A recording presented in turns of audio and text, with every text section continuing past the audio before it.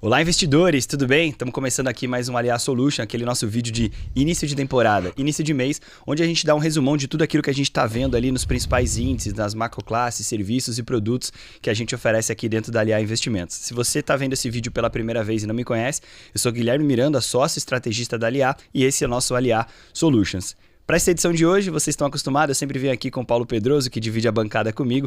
Hoje eu trouxe aí com um carinho muito especial, meu amigo e sócio e fundador da Aliar, Gabriel Magalhães. Obrigado aí pela agenda, é o cara que tem a agenda mais difícil na Aliar. Fala isso não, moço. Que isso, aí, gente tranquila. Principalmente para falar com os clientes aí, conversar de mercado. Ser bem objetivo aí no que Legal. Abril nos trouxe e conversar um pouco sobre maio, né? Obrigado aí, Guilherme. Imagina, obrigado pelo convite. Gabriel, aqui a gente tenta ir de uma forma mais resumida. Sei que você está estreando aqui, mas já está por dentro dos nossos canais, das nossas mídias. A gente teve um abril de muita volatilidade. Selic a 14,25 ali no começo de abril. A gente teve, né, essa espichada ali da Selic, 14,25, inflação acima da meta. Lembrando que a gente tem uma inflação de 3%, podendo chegar ali um pouquinho acima do teto, que é 4,5%. E a gente já fez um rooftop no teto. A gente está em 5,49%. E, obviamente, os clientes nos perguntam, Guilherme, onde está a oportunidade? Onde eu sobrealoco? Onde eu tiro o pé? Então, de uma forma bem simples, reta e objetiva, eu queria que você falasse um pouco das macroclasses. Então, vamos começar por ordem, até para quem nos acompanha poder, né, ver depois o corte, como a gente fala, e entender. Pós-fixado, a gente está no cenário de 14,25, vamos ter reunião do Copom na próxima semana. Algumas pessoas dizem que a gente pode sim chegar a 15% já nessa próxima reunião, outros falam de meio ponto percentual. As expectativas para o final do ano talvez é que a gente chegue a 15% ou muito próximo de 15%. A verdade é, ainda tem muita gordura no pós-fixado. Concorda comigo? A gente ainda tem oportunidade. Como que a gente está passando essa visão para os clientes da LIA? Claro. Então, Guilherme, falando de pós-fixado, eu acho que é um ponto importante porque quando a gente fala de renda fixa, e por mais que você pegue ali um emissor que seja mais conservador, né, a gente precisa lembrar dos tipos de risco que existe no mercado financeiro. Então, renda fixa é sempre mais conservadora? Não. Depende do tipo de risco que você está olhando. Então, por mais que eu pegue um título público, eu tenho riscos que vão além do risco de crédito, que é o risco de não ser pago, né?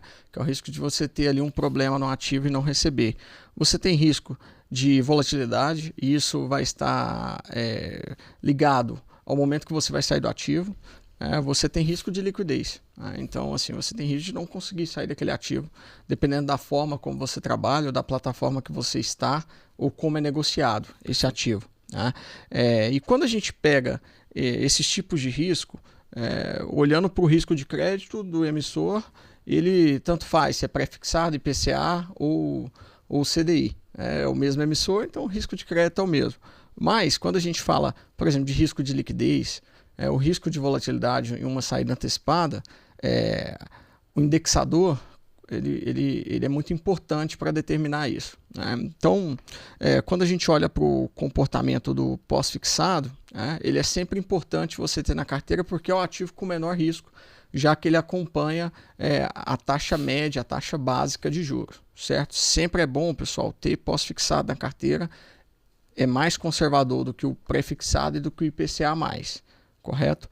Porém, Guilherme, a gente precisa entender que os próximos 6 meses, talvez os 12 meses, já estão no retrovisor. Então, repetindo, os próximos meses, no curto prazo, eles já passaram. A gente tem que ter uma cabeça, como investidor, de tentar olhar um pouco mais além do que o que vai acontecer daqui 1 mês, daqui 2 meses, daqui 6 meses. Por isso que quando sai o resultado da Selic, muita gente corre atrás para fazer a alocação, né? Saiu o resultado da Selic. E agora, gente, qualquer coisa nesse sentido, pelo amor de Deus, né, não dá muita atenção. O resultado da Selic ele é precificado, a mudança é pouca, e o que a gente precisa entender são as projeções da Selic após aquilo. O que na LIA a gente está olhando? Né? A gente já não está mais preocupado qual que vai ser o teto. Se vai chegar a 14,75 a 15, na prática não tem muita mudança. Né? Seja na rentabilidade do cliente, ou seja na própria estrutura de juros. A gente entende que a gente está chegando no que seria o topo para um momento que a gente chama, né, de ciclo de baixa. Né? Perfeito.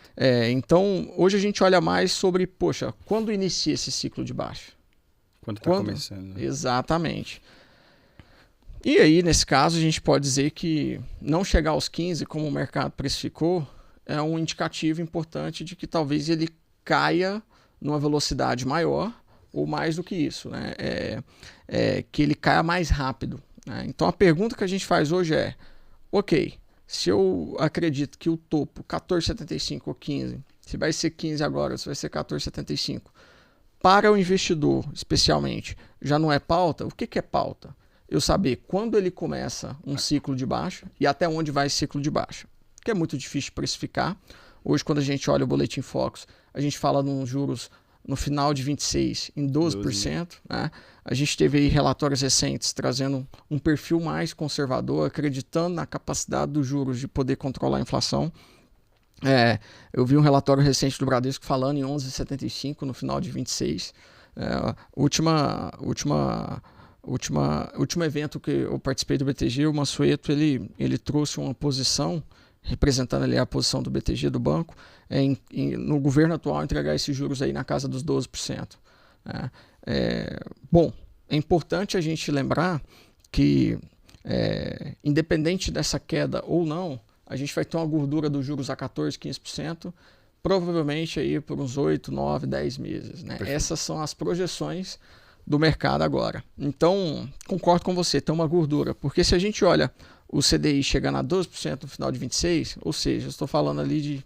Do 15 até o 14 você tem uma queda de 3%, então, então você acha que seria correto até para a gente ser direto para o nosso investidor? Existe sim ainda um prêmio, existe uma gordura, mas talvez não tão longo quanto o mercado precificou antes. Seria o tempo assim, o cliente ainda tem posição em espaço de pós? Sim, talvez não para 2 anos, para 3 anos, talvez um pós um pouco mais curto, seria isso? Só para quem caiu agora de paraquedas e está falando, pô, eu ia colocar todo o meu dinheiro no CDB pós, então peraí, o que eu faço? Olha, se você primeiro tem tranquilidade de prazo, então olhando para o investidor que ele tem tranquilidade de prazo, a gente acredita que o CDI mais curto faz mais sentido. Vencimento em 2026, 27, 28, né? No máximo ali 29. Mas 2030 é ruim? Não, não é. Porque você sempre estará ancorado na lógica de ganhar um pouco a mais dos juros. Né? Fazendo uma conta rápida, poxa, se eu tenho 120% de CDI a 15%, eu faço 18% ao ano. Taxa excelente, precisa surfar isso, precisa aproveitar esse momento que não vai durar muito tempo. Mas com CDI a 12%, 120% de CDI, ainda é o quê? 12, 20% vai dar ali mais ou menos 2,4%, 14,4%. Então ainda é uma excelente taxa. Né? Agora, existe uma métrica de mercado que ela é um pouco básica e se o investidor entender isso aqui, ele não erra mais em alocação de renda fixa. Juros altos, você salva taxas. Investidor que tem tempo para poder alocar seu capital. Juros baixos, você fica em liquidez ou faz posições em pós-fixado. Não alongue sua carteira com juros baixos, alongue com juros altos. A pergunta que fica é, qual que é a métrica de juros baixos e juros altos? A gente tem formas de avaliar isso aí, depois a gente pode conversar um pouco sobre isso, mas o que a gente pode afirmar nesse momento é que você ainda tem boas taxas pré-fixadas, que em um planejamento financeiro de longo prazo, de médio e longo prazo, faz sentido você salvar, tá? Apesar de ter caído um pouco esse mês. Porém, o pós-fixado vai te trazer ali bons resultados e você consegue manter uma carteira com a consistência de resultado ali acima de 14%, com uma certa tranquilidade. Certo. Tá? Então, já aproveitando e fazendo o link, você falou aqui do pós e você citou o pré, e aí, então, eu acho que isso que você falou é legal a gente reforçar, né? A gente salva taxas em momentos de taxas altas, porque você vai alongar a carteira, a gente está falando de momentos que a gente está vivendo pré ali de 14%, 15%, 16%. Então, você vai salvar uma taxa para 4 anos a 16%, nos próximos 4 anos você está precificado a 16%. Sim. Se a taxa vem de 15 para 12 para 10, você vai se manter a 16%. Então, é um momento que a gente está fazendo, né, que seria um momento interessante para o cliente observar e salvar algumas taxas mais altas pré para um espaço de tempo talvez um pouquinho maior, ali 3, 4 anos. Perfeito. Seria correta essa interpretação? Seria, e confesso, Guilherme, a gente fez um estudo que a gente vai até construir um relatório e vai ser enviado exclusivo aos nossos clientes, mas a gente vai trazer uma palhinha aqui, onde a gente faz uma análise se o momento atual de juros ele é comum ou ele faz parte de um momento mais raro, de uma oportunidade de fatos. E quando eu falo do momento atual, estou dizendo momento atual hoje, dia 2 de maio.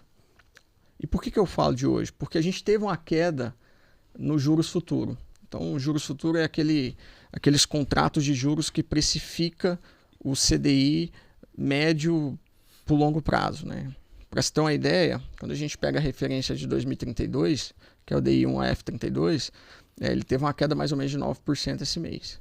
Então, você está falando de uma taxa que caiu de 15,10 para 13,85. E esses contratos geralmente é o que precificam as rendas fixas, assim como os títulos públicos. Então, tivemos queda, certo? A gente teve uma queda importante. Então, a gente, como profissional, estudando isso diariamente, a gente se pergunta, é uma oportunidade ainda comprar pré-fixado? Não é? Então, a gente construiu um estudo para olhar nos últimos 20 anos, quantas vezes que a gente teve taxas nesse patamar para entender se há um prêmio aqui. Ponto. Falando, então, especificamente do pré-fixado, né? Compensa comprar para 4 anos, para 5 anos.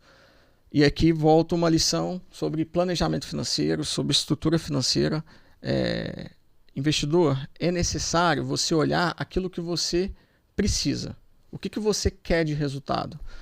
Tem cliente que a gente faz planejamento financeiro buscando IPCA mais 6, IPCA mais 7. Outros que a gente tem uma perspectiva pré-fixada porque o planejamento financeiro dele é mais curto. Perfeito. Eu ouvi de um cliente muito querido, um amigo, uma pessoa que eu admiro muito, que tem uma consciência como investidor acima da média. E ele disse o seguinte: Gabriel, eu estou comprando muito renda mais, tesouro renda mais, por quê? Porque é o que eu vou ter de forma mais longa. Quem me conhece sabe que eu tenho um pouco de objeção no título público cru, não porque é ruim ou porque não tenha risco, mas se você é um investidor ali que tem menos de 10 milhões de reais, você consegue aproveitar bons créditos privados, que você tem um bom nível de risco e aproveitar a isenção de imposto. Gabriel, mas crédito privado tem risco.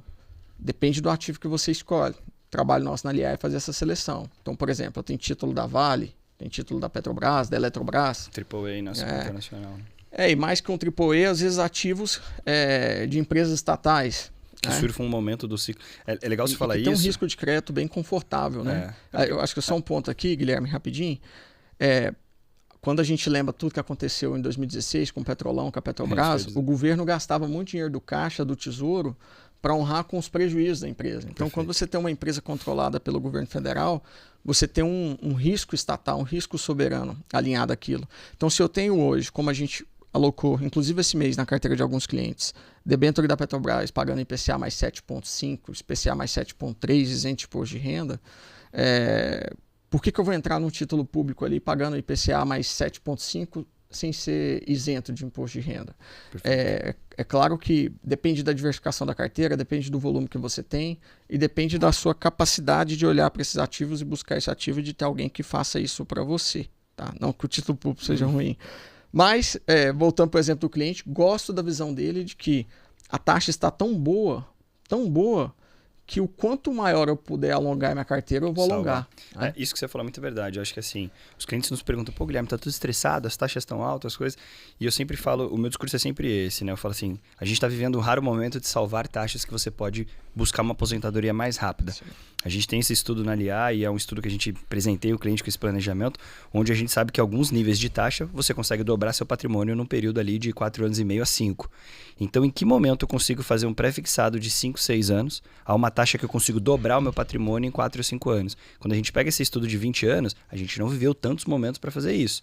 Né? A gente tem que lembrar que os ciclos econômicos duram ali mais ou menos entre 5 anos e meio a 6, então a gente vive aquele túnel, a taxa vem, sobe, volta, e em alguns momentos quando você captura esse encaixe, é o momento que você consegue fazer. Quando você pega um título público às vezes para 2060, renda mais, você fala, cara, eu tô salvando taxa até 2060. De hoje até 2060 o governo levantou a mão e falou assim, eu vou te pagar IPCA mais 7 aí, e se é um cliente que tem essa janela de expectativa, fala, cara, até 2060 eu tô aqui e para mim tá tranquilo, é uma ótima oportunidade. Agora você citou um ponto que eu queria que você falasse um pouco. Você falou, tem cliente que está buscando IPCA mais 5, IPCA mais 6 e a gente está fazendo. A gente tem uma meta de inflação de 3, podendo chegar a 4,5, já estamos em 5,49 no IPCA 15 de 12 meses e a gente vai extrapolar essa meta. Um país superinflacionário como é o Brasil, pro ano que vem a meta já está acima do projetado, ou seja, a gente vai viver, e a gente historicamente vive um país de inflação muito alta. Então, assim, a correlação que você tem de sempre ter um pouco de pós, sempre ter um pouco de IPCA, sempre ter um pouco de pré, acho que num momento como esse, onde a gente tem com a inflação tão pujante, você ter um pé ali no inflação, no IPCA+, seja via título público, crédito privado, alguns outros, se faz ainda muito mais sentido no cenário que a gente está vendo ali para os próximos anos, correto? Correto, Guilherme. E, assim, o IPCA+, é o nosso queridinho, né? A gente gosta de fazer a base na carteira no IPCA+. Por quê? IPCA é inflação. E aqui muita gente fala assim, poxa, mas essa inflação não é real. Perfeito. A gente tem que ter muito cuidado para poder julgar como fraude alguma coisa, né? Então, cuidado com essas afirmações. O IPCA não é inflação verdadeira. Não é que ele não seja inflação... Estão maquiando os dados, né? Isso, pelo amor de Deus, gente, não é que o IPCA ele não seja a inflação real. Ele usa o perfil de consumo médio do brasileiro, que talvez não é o seu. Se você... E é legal a gente dizer que o IPCA ele vai usar famílias que ganham de 1 a 40 salários mínimos. Perfeito. Né? Que assim, a gente está falando de 40 salários mínimos, é um bom salário, uma população, talvez uma faixa da população muito fora. A diferença é que às vezes o cara ganha 3, 4 salários mínimos, mas o nível de consumo dele é um nível de consumo AAA. A carne que ele compra é cara, o restaurante que ele vai é caro. Então essa inflação não está no preço da base. Acho que é legal a gente dizer isso. Exato. E aí quando a gente olha, por exemplo, o IPCA, ele considera ali, não tenho certeza sobre isso, preciso revisar, mas a última vez que eu olhei era 18% da estrutura do IPCA de combustível. Basicamente o que ele faz é o seguinte, ele pega um perfil médio de consumo desse brasileiro, e ele fala, olha, 18% que ele ganha, ele gasta com combustível, está indexado ao combustível. Então, se você pegar aí um cliente, alta renda, que ganha ali R$200 mil por mês, aí tem um patrimônio de 5 milhões, ele gasta 18% dos 200 mil em combustível, ele tem isso indexado. Às vezes eu estou falando de uma pessoa que gasta 40 mil por mês e poupa 160 mil. Perfeito. Então, o IPCA não vai ter uma relação direta com o seu consumo. Isso é um fato, mas não significa que ele seja um índice manipulado ou que a sua percepção do dia a dia ela seja, ele não reflita isso. Né? Então ele usa o índice médio de inflação e é o melhor que nós temos. E quando a gente olha para o IPCA, por que ele é a nossa base? Porque ele tem janelas da gente perder a mão.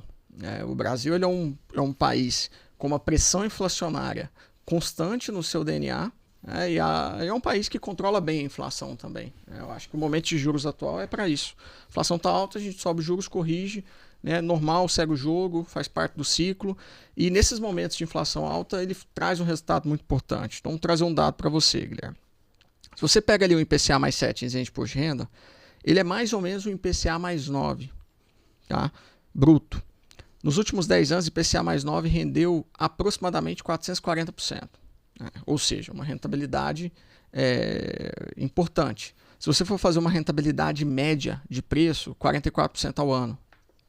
Perceba, taxa anual é diferente de rentabilidade média. Perfeito. Eu coloquei o capital há 10 anos, resgatei 10 anos depois, me deu 440%, uma média de 44% ao ano. Ou melhor, por ano, não ao ano. E por que a gente gosta de trazer essa referência? Porque geralmente é assim que a gente analisa os nossos investimentos no mercado imobiliário ou em ações. Eu coloquei 1 milhão nessa ação, hoje eu estou com 2 milhões. Ela me gerou 100%. Em quanto tempo? Em 10 anos, não me gerou 10% ao ano, tá bom. Então, se você está olhando de jeito, esses 10% por ano médio que gerou, ele não significa a mesma coisa que 10% ao ano no título pré-fixado. O título pré-fixado, 10% ao ano, teria rendido muito mais. E sendo como base da carteira, hoje, fazer ali 7% em isento de imposto de renda acima da inflação, com títulos, volto a dizer, de empresas até públicas, né? Você citou Eletrobras, Petrobras, Vale, mas a gente poderia ir para outros casos, né? Com boa estrutura, empresa de infraestrutura de saneamento básico, né? E aqui fazendo falando um pouco do nosso trabalho, talvez a grande parte do nosso trabalho seja fazer essas análises no nosso comitê de alocação, onde a gente convida casas independentes para estar conosco analisando, onde a gente tem a ajuda e todo o disclaimer do BTG Pactual junto com algumas gestoras parceiras que nos ajudam. E a gente gasta muitas horas e um bom dinheiro para poder fazer essas análises, né, e tomar as decisões. Faz muito sentido, é a base da carteira para a gente. Tá? Essa taxa é uma taxa que transforma o seu potencial de aposentadoria, tá? O ponto é que você precisa ter um cuidado na sua relação de liquidez. E aí a gente sempre volta. Qual é o seu planejamento financeiro? Qual é o seu objetivo? Porque se você não tem objetivo, você fica um pouco perdido na busca do melhor investimento e fica um pouco à mercê também de argumentos, estruturas que às vezes não vai encaixar para você. Você não tem como ter o melhor investimento todos os anos fazendo uma única alocação. Perfeito. Mas você tem uma projeção do melhor investimento no período de tempo. Tá? Gabriel, legal. A gente falou de pré, falamos de pós, falamos de PCA. E aqui o intuito do Aliás Solution é sempre a gente falar um pouco das macroclasses, obviamente. E eu sempre peço para o convidado, quem está dividindo aqui a bancada comigo, falar de algum serviço, produto ou oportunidade que a gente tem na Aliar, porque é uma forma, é um momento da gente falar de algo que a gente está fazendo, de alguma solução, serviço que a gente está fazendo e a gente está colhendo ou que está tendo bons frutos para o cliente. Acho que você falou de um ponto que eu gostaria de que você ressaltasse aqui. A gente encara, né, muita gente busca o ativo. E talvez acho que o melhor ativo da Aliar hoje tem um nome, chama planejamento financeiro. Acho que o melhor ativo, que se alguém fala assim, qual que é o melhor ativo do momento na Aliar? Eu falo, cara, ele tem um nome, chama planejamento financeiro. Não, isso não é um ativo, não, isso é o melhor ativo. Esse é o maior ativo da sua vida. Porque é um planejamento financeiro aliado a uma política de investimento. Como que a gente, eu queria que você, de forma muito simples, como que a gente entrega esse ativo, que a gente chama na Aliar carinhosamente de presente. A gente dá um presente para um cliente quando a gente faz um planejamento financeiro alinhado a uma política de investimento. Então hoje, no Aliar Solution dessa edição aqui, eu quero que você fale desse produto, desse ativo que lá carinhosamente a gente chama de presente. Como a gente entrega esse presente para o cliente. Legal, Guilherme. E de fato, somos rigorosos nisso, né? A gente convida os clientes a ter um projeto, a ter um objetivo com o seu recurso. E depois de muitos estudos, algum tempo fazendo isso, a gente entendeu que existem 3 formas de você investir no mercado financeiro, né? Ou qualquer estratégia se encaixa em 3 tipos de estratégia. Ou você está investindo para fazer um fluxo de caixa, ou você quer uma estratégia de renda para poder ali sacar o excedente da inflação mensalmente, ou você quer fazer um acúmulo de capital, né? Então, dentro dessas estratégias, o projeto de acúmulo patrimonial, o planejamento financeiro, é um mapa para que você chegue num resultado específico em um determinado tempo para te garantir uma renda sem ser de forma ativa, né? Para a gente isso é muito importante. Por quê? Porque a aposentadoria é muito importante. É o que há de mais certo e sério em nossas vidas. E é o que a gente busca, né? Se a gente busca longevidade, a gente busca aposentar. E é muito comum no mercado americano as pessoas terem isso como foco. Mas, infelizmente, no Brasil a gente é bombardeado o tempo todo por um mercado de consumo muito forte, né?